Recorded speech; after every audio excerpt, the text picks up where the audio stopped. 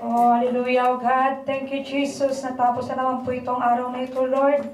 Kayo po ang nakagabay sa amin, mahal na Panginoon. Marami po salamat, Lord, sa lahat ng tumayo.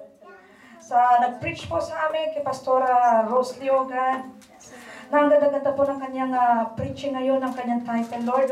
Marami po salamat, Lord, sa buhay niya.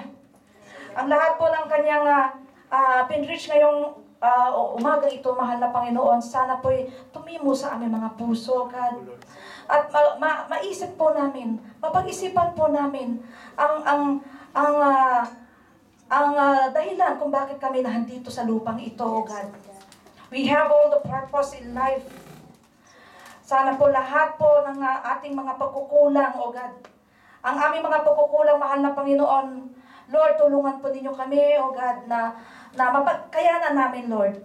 Lahat ng aming mga hindi nyo nagustuhan na pag-uugali namin, mahal na Panginoon. Kayo lang po ang nakakabatid ng puso, O God.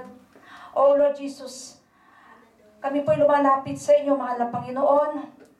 At sa mga araw na ito, Lord, ibinibigay po namin ang aming puso, ang aming kaluluwa, ang aming isipan, ang aming lahat-lahat, Lord. Dahil ibinabalik lang namin po ito, aming katawan na ito, Lord. Gamitin po ninyo ang bawat isa sa amin, mahal na Panginoon.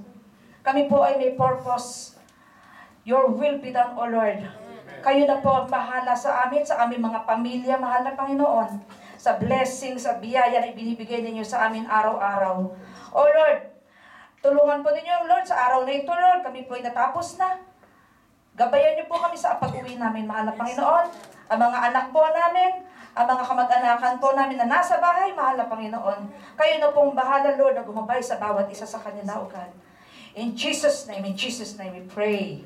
Amen. Picture taking na tayo.